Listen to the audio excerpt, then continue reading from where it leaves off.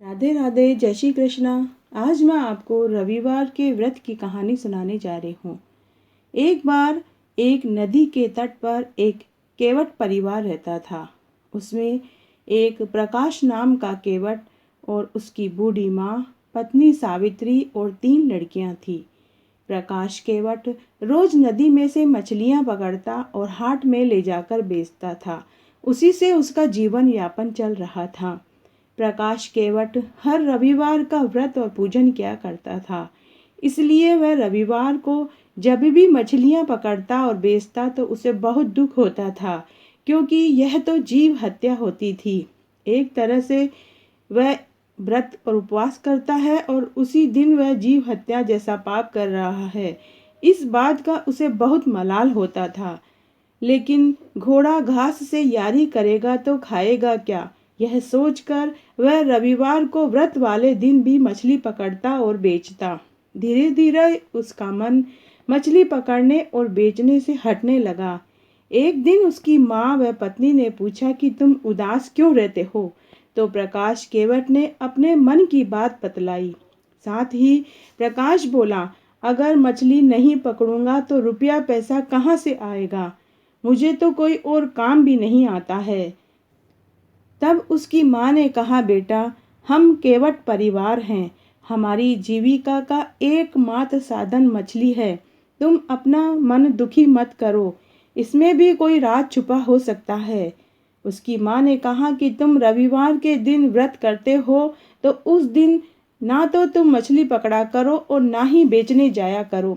वह पूरे समय ओम सूर्याय नमः, ओम सूर्याय नमः करता रहता था।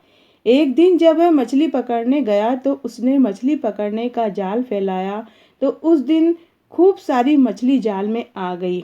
उनमें से एक बहुत बड़ी मछली जाल में देखकर केवट प्रकाश अचंभित रह गया, क्योंकि उसने आज से पहले इतनी बड़ी मछली नहीं पकड़ी थी। जब वह मछलियां लेकर घर आया तो उसकी पत्नी ने बड़ी मछली देखकर कहा कि आप इस मछली को घर ही छोड़ देना, मैं इस मछली को घर में ही पकाऊंगी।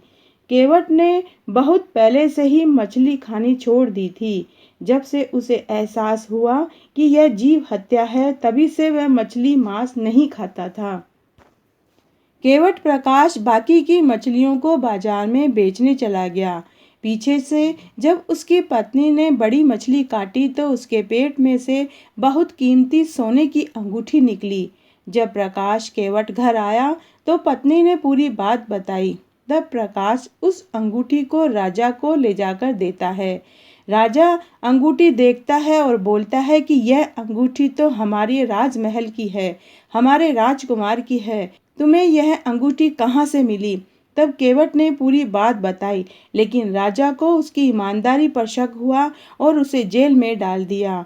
उसी रात सूर्य भगवान ने राजा को स्वप्न में दर्शन देकर कहा कि हे राजा, तुमने जिस व्यक्ति को अंगूठी चोरी के इल्जाम में पकड़ा है वह निर्दोष है, तुम उसे छोड़ देना। यदि तुमने ऐसा नहीं किया तो मैं तुम्हारे राज्य और वैभव को नष्ट कर दूंगा। दूसरे दिन सुबह राजा ने अपने मन की और स्वप्न की बात अपनी पत्नी रानी और अपने पुत्र राजकुमार को बताई। तब राजकुमार ने अपने पिता राजा से कहा कि पिताजी, जब मैं 5-6 दिन पहले शिकार खेलने गया था तो मुझे वहाँ बहुत प्यास लगी, तो मैं नदी पर पानी पीने गया। उस दिन यह अंगूठी नदी में ही गिर गई थी। तब राजा को अपनी गलती का एहसास हुआ और राजा ने केवट को जेल में से बाहर निकलवाया और उससे क्षमा मांगी और उसे बहुत सारा धन देने की बात कही। लेकिन केवट ने कहा, राजा जी, मेरी जीविका का साधन मछली पकड़ना और बेचना है, लेकिन मुझे इस काम से आत्मग्लानि होती है। मैं जीव हत्या पाप से बचना चाहता हूँ। अगर आप मुझे कुछ देना चाहते हैं तो मुझे जीविका के लिए कुछ काम दे दीजिए। तब राजा ने उसकी ईमानदारी से खुश होकर महल में ही बागवानी का काम सौंप दिया। यह सब कुछ सूर्य भगवान के व्रत और फल का ही नतीजा था। इसी व्रत को करने से केवट के मन बदला और मछली मारने से दुख होने लगा। उसे मछली पकड़ने और बेचने वाले काम से जी उचटने लगा और वह जीव हत्या पाप से भी बच गया। हे सूर्य भगवान, जैसे आपने केवट प्रकाश की जीविका बदली और उसकी आर्थिक परेशानी दूर की, जैसे सबकी करना कहने वाले की, सुनने वाले की और हुकारा भरने वाले की। घटती हो तो पूरी हो तो परवान चढ़े, भूले बिसरे नाम तेरे भंडार में भरे।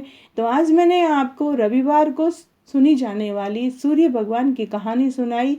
अगर आपको ये कहानी पसंद आती है तो प्लीज़ मेरा वीडियो लाइक करें, चैनल सब्सक्राइब करें, साथ में बेल जरूर प्रेस करें ताकि मेरे आगे आने वाले वीडियो की नोटिफिकेशन आपको सबसे पहले मिले। और अगर आपको यह कहानी पसंद आए तो अपने दोस्तों और रिश्तेदारों में ज़्यादा से ज़्यादा शेयर करके पुण्य कमाएं। धन्यवाद।